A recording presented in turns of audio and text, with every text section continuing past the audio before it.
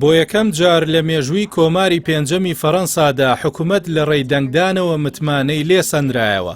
ئەم ئەنجامە مای سەرسوڕمان نییە بە تایبەت لەبەر ئەو دۆخەی کە ماوەیەکە وڵاتەکە تێی کەوتووە بەهۆی ناکۆچیە ناوخۆییەکانەوە.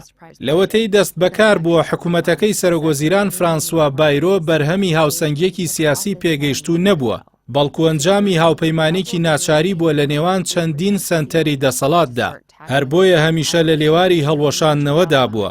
پرسیارێکی گرنگ دەمێنێتەوە، ئایا ئەم ناکۆچیە تەنیا قەیرانێکی حکوومەتە لە فەڕەنسایان قەیرانێکی قوڵە لە کۆی سیستەمی بەڕێوەبردننی ئەو وڵاتە؟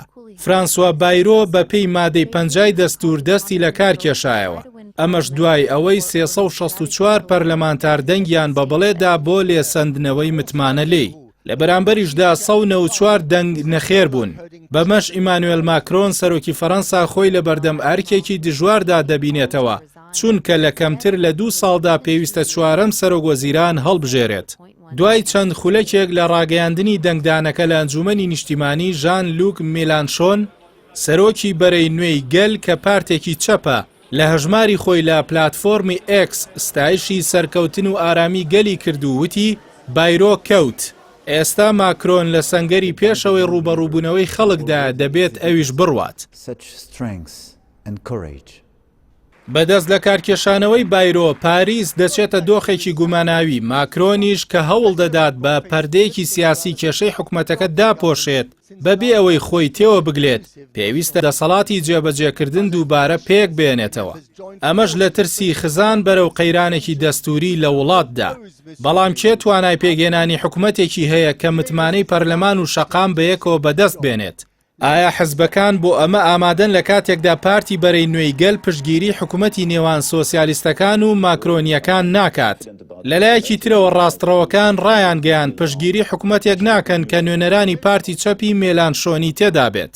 بەشێک لە چاودێرانی ناوخۆ پێیان وایە دۆخی فەڕەنسا گەیشتۆتە بنبەست و باشترین شت ئەوەیە هەڵبژاردنێکی نوێ ئەنجام بدرێت، پاشان ئەنجومەنێکی دامەزرێنەر پێک بێنرێت کە سیستمی سیاسی بگۆڕێت و یاریەکە لە ماوەی ساڵێک یان ساڵ و نیوێکدا بەڕێوە ببات.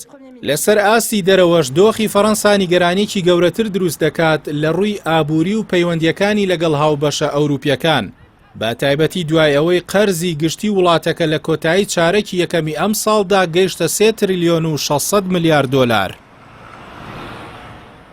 هاوکات پێ ناچێت ئەم دۆخەی فەڕەنسا کاریگەریەکی ئەوتۆ لەسەر سیاسەتی دەرەوە دروست بکات. شیکەرەوان ئاماژە بە دۆسەی دانپێدانانی دەوڵەتی فەڵەستین وەک نمونەیەک دەکەن و دەڵێن لەو حاڵەتەدا ئەم بڕیارە گرنگە تەنیا لەلایەن ماکرۆن سەرۆکی وڵاتەوە دەدرێت، نەک لەلایەن حکوومەتەوە. ئەوان پێیان وایە کێشەی ڕاستەقینە لە کارکردنی تەواوی سیستمی سیاسیدایە، نەک بە تەنیا حکوومەتەکەی بایرۆ. بۆیە وڵاتەکە پێویستی بە چاکسازیە لە تەواوی بوارەکاندا لە فەڕەنسا.